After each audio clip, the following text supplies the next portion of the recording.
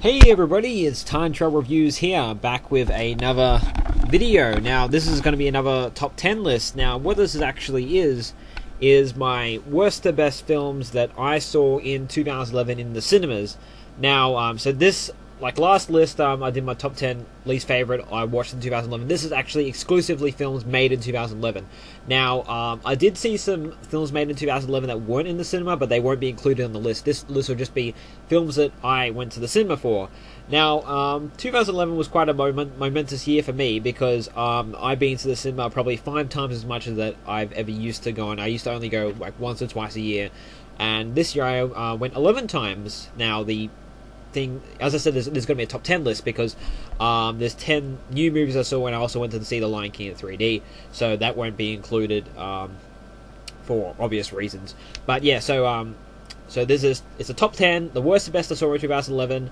One thing that I have to say about 2011 is that there wasn't really a film that I went to that I really didn't like, but there wasn't a film that I went to that I really liked either. It was kind of just like from average to quite good, but nothing excellent. So yeah, it's kind of interesting. But anyway, you'll see what I have to think when I start my worst and best films in the cinema of 2011. Number 10, Super 8. Now, this is quite funny because a lot of people have said that this is their favorite film of 2011. Well, not their favorite film, but one of their favorite films. And a lot of people like that went to the movies in the summer said this is one of the best films of the summer. If you watch my review and my top 10 things that everybody else likes but I don't like, which I don't really hate this movie, but if you saw them, you know why I didn't really like this. Firstly, I didn't like the ending at all. I didn't like how the plots didn't really join very well, and that metaphor was incredibly awkward. The main character, he's kind of forgettable. Like, I mean, he's a child actor, but, you know, he's kind of just, who cares? The Super 8 video, it didn't really come into it that much, you know. It just seems to be, you know, there's this town, shit happens, and they're filming like a little film during it. Like, it didn't really have much purpose except for to create nostalgia, and that's what this film was, nostalgia. And because of the fact that I was not around then, it probably made me not as much like this film. So that's probably one of the reasons why people like it a lot more than me. I wasn't around in 1979. I can't feel much nostalgia for it. Now, I did like some bits. I mean, I think I liked the first half a lot more. Like, I like, you know, the train scene was just boom, boom, boom. You know, it was a bit silly, but, you know, it was good. I did like the filming. Like, I find it unnecessary, the plot, but I did like it how they were making the little movie, and I liked watching it at the end. Yeah, it did have some good cinematography and stuff like that, and it did really put you in this late 70s atmosphere. Even though I don't feel nostalgia for it, it did put me in that late 70s atmosphere. But it had kind of a cliche story about this guy trying to get, like, this kid trying to get over his mother's death. The ending was really corny and cliche. There were some really corny moments, like when he's like make-upping the girl's face, like. But yeah, so I mean, this film, it wasn't bad, but it wasn't something that I particularly liked, and it gets a 6 out of 10 from me. Number 9, Real Steel. Now, this film is pretty dumb. It's got it's got a predictable plot, but I think this movie knew that it had a predictable plot. I don't know who green lighted this, or blue light. I don't know why I was saying that. I don't know who green lighted this, but it has a very predictable plot. But that's not the point of the movie. The point of the movie is it's got a predictable plot. It's supposed to be over the top. I'm pretty sure it is anyway. It has some really good acting by Hugh Jackman, and the kid's good as well. Like, everyone's pretty good in this. The chick who plays like Kate, I don't think that she's great, but, you know, she's okay. So, and yeah, and it did have like really good special effects for the robots fighting. It actually felt like robots were fighting, you know, the sound effects and everything. And yeah, so it had like a lot of like really over the top corny moments. And that was kind of good. Like, I don't think it was. It should have been more over the top. I think there wasn't enough. Like, there were like a lot of over the top things, which is good. And I didn't really like the ending. Like, I find like like some of these movies, they end too abruptly. Like, they don't have a really great ending. Like some a movie with a really great ending, I often really, really like. A lot of these movies, they end too abruptly, and I think this movie did too, and I wasn't too satisfied with the ending. But yeah, I really did think, like, I did really like, it took itself seriously, which is good. Like, it took itself seriously, which was good because it was, it drifted over to the so bad it's good territory, but it knew that, so that's it's kind of hard to explain. It had a lot of product placement, very noticeable, but I don't really mind product placement because, you know, I just watch ads every day on TV. Well, I don't watch much TV, but still. And but it was quite. I mean, it was well acted. Like, I mean, it might be a very predictable plot, but it was well acted and it was very entertaining. But just not a great story. So that's why it gets a 6.5 out of 10. And it's my ninth favorite movie of 2011. Number 8. Source Code. Now, this would have been higher or lower up the list, whatever I say. I would have put this better if it wasn't for the ending. I didn't like the ending for this movie at all. I have so many problems with it. Firstly, it's creepy. Like, I'm not going to give anything away, but let me just say that staying in somebody else's body and, like, living their life is kind of creepy. There's also some really bad plot problems with this, but I'm not going to get too into it because otherwise it's just going to be giving too much away.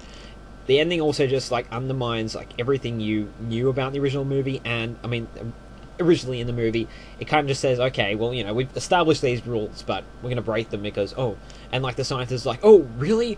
What, that can happen? Like, you can break the rules, really? Like, he should know that. Like, come on. Yeah, I thought the romance was forced. I thought that the ending was also very contrived. Like, there's earlier on in the movie, there's this thing that happens which makes it quite contrived, and that's where, like, he's just about to live longer than the train bombing, and then he jumps in front of the train just so, you know, we can like, you know, the ending can be a twist, and it's a bad twist too. The movie is, like, very interesting. I mean, the train bombing, I mean, it's been done before. Deja Vu did it better, in my opinion. It's interesting. It goes by fast. You learn things very good.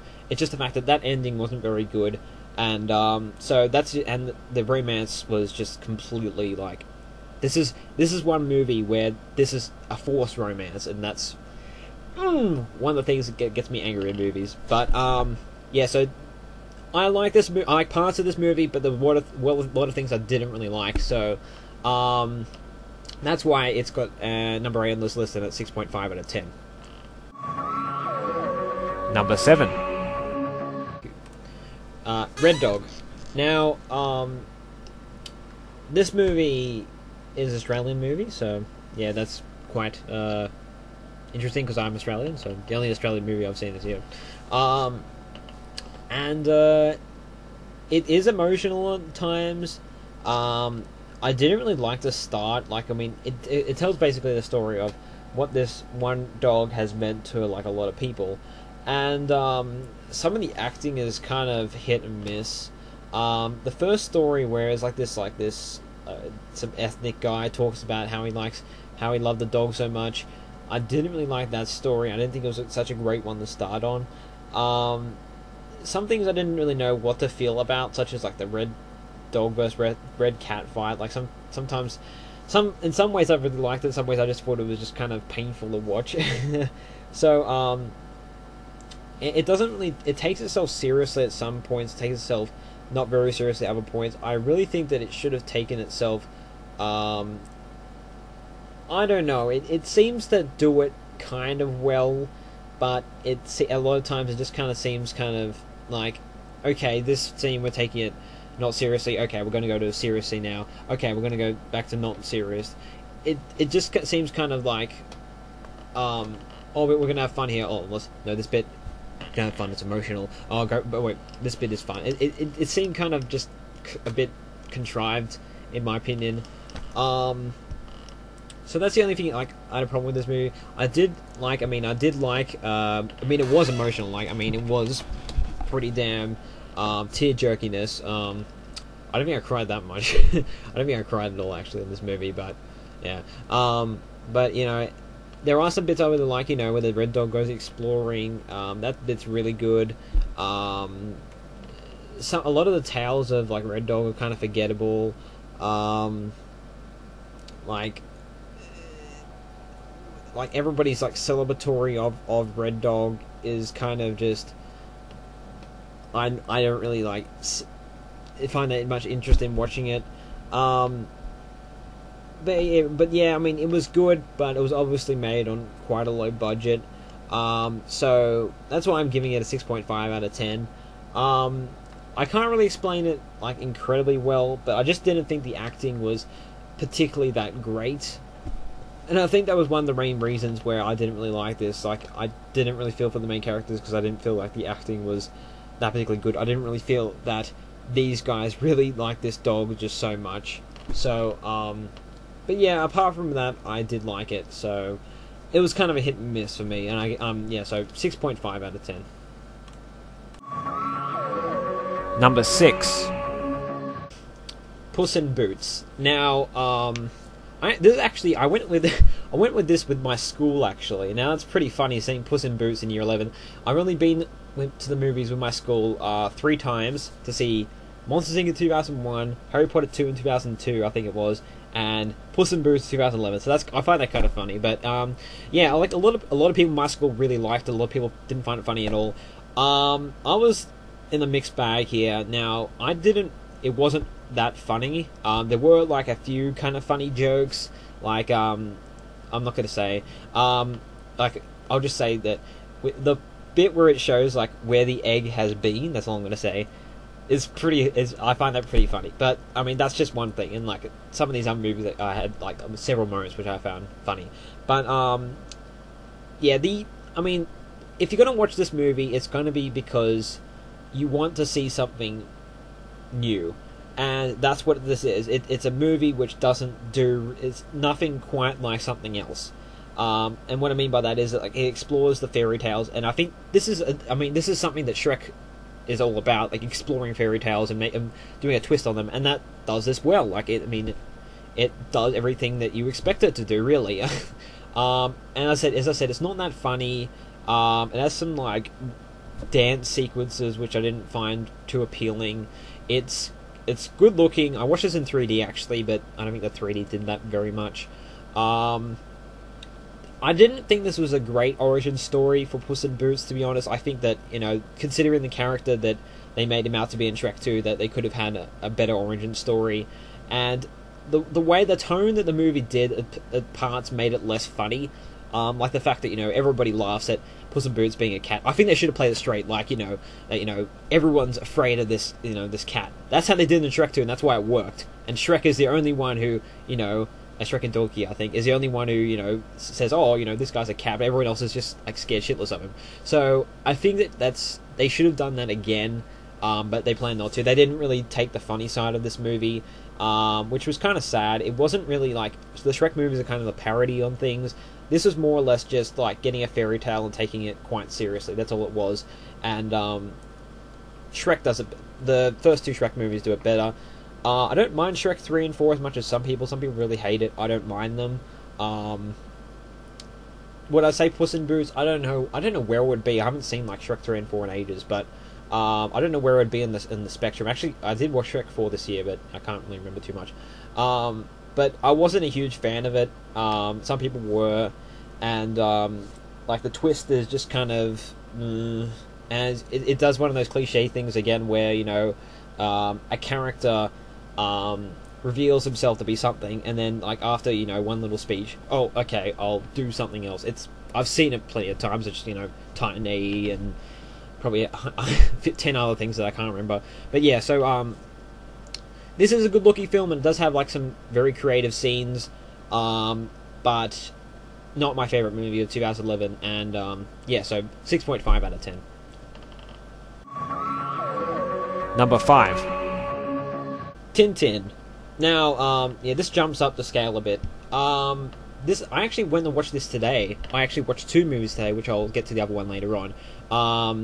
This was like, I think this is the first day I've ever watched 2 movies in one day, which is kind of interesting. But yeah, so Tintin. I watched this in 3D as well. Not very necessary. I don't think. I mean, there are some really good things in 3D in this movie, but it's quite unnecessary, and I prefer to just watch movies in 2D from now on. I think my 3D experience is over for this. But anyway, yeah, so this movie, it's good because, I mean, if you want an adventure movie, you got it. That's what this is, a really good adventure movie, you know, car chases, you know, shooting guns, mysteries, pirates, I don't know. If you want an adventure movie, here you go. And it doesn't, I mean, it takes itself seriously, but not, I mean, it's good.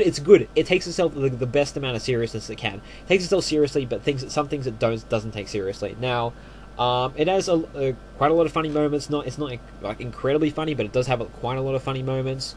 And the stop motion is pretty good. I do, however, think that not the stop motion, is it like the capture, whatever it's called. I don't think it's that great, in my opinion. It kind of just, like, every time you look at a character, you're trying to analyze what's weird about them. Like, I mean, it kind of gets past the uncanny valley, but only like halfway up. So, I mean, it's good, but I don't think it's that great. I would have preferred this to be probably just live action or animated, but I don't mind it. Like, I mean, it doesn't really affect it too much. But yeah, the story is, like, I mean, it's good. It's got, like, you know, a lot of funny jokes and a lot of shit happens, a lot of good special effects and stuff. The villain is just kind of meh, and, like, I mean, the reveal, like, they're looking for something, and the reveal to what it is that they're looking for is nothing special at all. Like, I mean, if you're expecting, like, Razor Stark, no, it's nothing like that. So that's one of the things that that made me not like this movie as much. But otherwise, this is a good movie, and I give it a 7.5 out of 10. Number 4. Captain America. Now, I cannot remember this movie that very much, because I saw this one of the earliest things, and it was the kind of movie where I came out of it and I thought, you know, that was good, but it's one of those movies where I can't really remember too much of it. But I think that it's the only thing I really can criticize about this movie is that the trailer gives too much of it away. But I really like how this character is made. I really like his character himself. I really like the ending for this movie was my favorite ending out of any of the movies I saw this year. Great ending. The moment I saw it, like, I predicted it, but I thought that, you know, it was good nonetheless. So it was exactly how I thought it would end. And the Red Skull villain is just kind of, but, you know, he's good. He's good. I mean, yeah, he's threatening and stuff, and yeah, the story is good. It's quite a generic superhero movie. Like, I mean, it's probably one of the not as much memorable ones, but it's good enough. It's just kind of like a good superhero. That's all it is. It's a good superhero movie that takes itself seriously, which is good. But there's nothing really that groundbreaking about it, I'd say. So it does some of the best things I liked were where it, like, explored, like, Captain America's marketability, and I found that bit really funny, and it's very subtle but very funny. So I can't say too much about this, but, you know, if you want a good superhero movie that has a lot of action, nothing really that new, go take a look at this one, and it gets an 8 out of 10 from me. Number 3. Happy Feet 2. Now, this might seem like a weird one to put number 3. Now, firstly, let me say that I am a big fan of the original Happy Feet. I saw it in 2006 and I absolutely loved it, and it's probably one of my favorite films of all time. This movie isn't as good, and there you go. Yeah, it's got very mediocre reviews from critics, and I can totally see why. There are some... I'll list the problems I have with this movie. The first half is really good, in my opinion, and the plot goes... It develops things well. It has the necessary things, like, you know, the song and dance, which is good. You know, it has some really good scenes. Like, probably my favorite bit of the movie is when they're telling the backstory of this penguin named Sven, and they're telling how he was washed up in, like, fixed by humans and stuff like that. And it's got this like stylized Sin City kind of thing, but I actually really like that, and it was a really cool. Like, it was done on this musical number. That's probably my favorite bit in the movie. But I think the thing that I like about this movie is that it has a really, really great atmosphere and really, really great animation. It is spectacular animation. The best movie I've seen in terms of animation ever. So I think, I mean, it is 2011, like it's the, you know, the most recent year, so of course it would be. And yeah, I only saw this today as well. This was the other movie I saw today. I think that some of the reasons I like this movie is because, one, I was such a big fan of the original, and so I really like the characters, and I was really happy to see them again. Another reason is that, as I said, the animation, yeah, but yeah, that's all I can really say. But yeah, so it has some. It is pretty funny. Bill and Krill, I think a lot of people talk about it. They're really good. The only thing I can really criticize about them is that they don't really interact too well with the plot. Like, if you know Scrat in Ice Age 1, it's kind of like that. Not actually Ice Age 3 as well. Ice Age 2 actually does interact. But yeah, that's what they're like. So, but they are really funny for what they are. It does have some very useless musical numbers, I can say that. Some, like, ones which are useful, and even the ones that are useless are kind of good, except for there's this one where this baby penguin sings. It was okay, let me just say that. So yeah, but I mean, everything that, if you didn't like the original Happy Feet, don't go and see this because you won't like it. Most definitely, unless, like, for some reason you like Bill and Will, the Krill. If you didn't like the original Happy Feet, chances are that you might like this, but probably not for the same reasons. The things I didn't like about the original Happy Feet were all gone here. Firstly, it wasn't preachy like the original Happy Feet. Secondly, it wasn't trying to be hip like the original Happy Feet. It kind of just, like, the original Happy Feet just kind of was trying to be hip. This one is just kind of like, okay, screw being hip. We know that we're kind of lame, so let's just, like, you know, take the piss out of ourselves. And I don't, yeah, and I did like how that this film doesn't really have an antagonist, and that's kind of a weird thing to say, but it's kind of refreshing because I've seen so many movies this year where it just has, you know, this one guy that's an antagonist. It's a trope that's I kind of get a bit tired of, to be honest. So and I tend to like movies when it doesn't really have a one particular antagonist, or it doesn't have an antagonist that you would expect. So that's what's good about this movie. So I'd say I'm definitely a lot very biased because I like the first one so much. So that's why I'm giving this an 8 out of 10. But let me just say it's not for everyone. Number 2, X-Men First Class. I think this was the second movie I saw of this year. No, the third movie after Super 8 and Source Code. I can't really remember it that much, and all I can say is that it was a good superhero movie. Had good character development except for the end, and I'll get to that in a second. It introduced a lot of mutants, and it explained them well, most of them. And it really did bring you into the era of the 60s. So, and it showed you why people are like what they are and stuff like that, and it did take itself very, very seriously. And it was like 2 hours long, and it was like, you know, fast, extremely fast paced and really good. So, just like Captain America, this is just a really good superhero movie, and like I kind of find them quite forgettable superhero movies, but when you watch them, you think they're absolutely amazing, and that's what this one is. The things I didn't like about it were, again, the character development. Now, that butterfly girl, like, she didn't really have too much of a reason why to go on the bad side, and that's not much of a spoiler because it was in the first half of the movie. And the bad guys, they weren't really developed, apart from obviously the Nazi guy.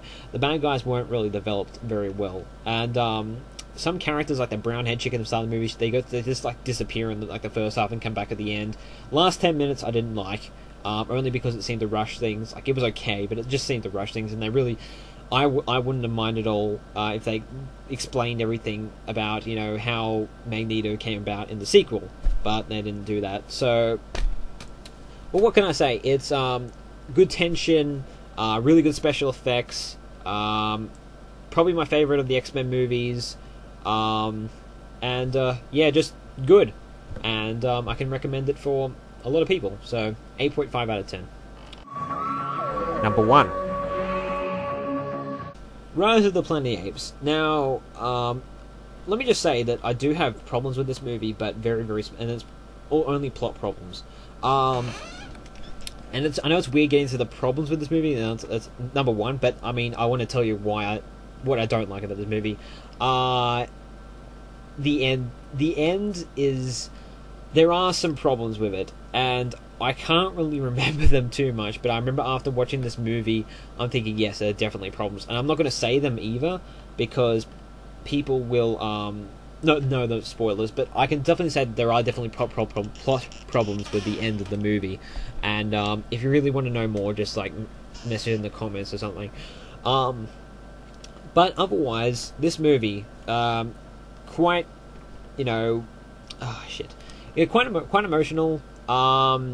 You really feel for the characters. You really like it. You really want this Alzheimer's guy to get better. Draco Malfoy was in it, which was kind of cool. David Hewlett was in it, which was awesome. I just laughed my head off when I saw him in this movie. It's quite funny at times.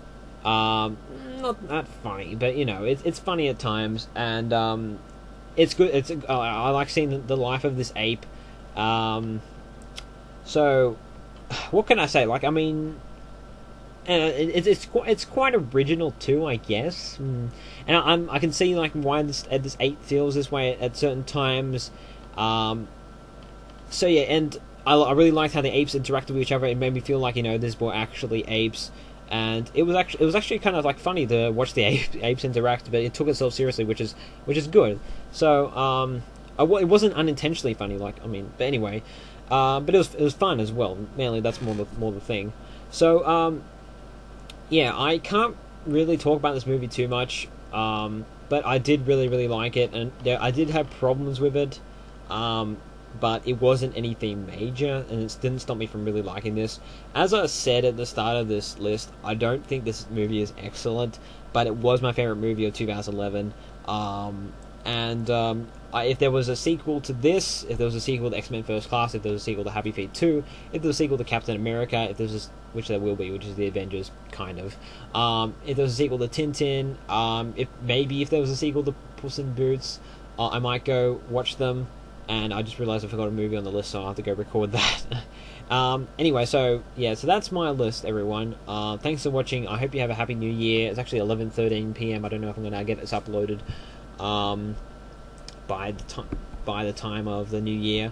But yeah, this was a really good year for me, probably one of my better years on this planet, and it was really good that I got to see so many movies this year, and it's probably a hobby that I will continue doing in 2012 and in the later years. So I really enjoyed this channel, and I hope to see you in the new year with even more reviews. I don't know why I'm holding up my hand, but I'm just not going to say bye. So anyway, thanks for watching, and so yeah, the next video will be my top 10 favorite movies that I watched in 2011, which will probably be uploaded on probably like January the 1st, 2nd, or 3rd, or something like that. Anyway, that's all I have to say, and see you another time.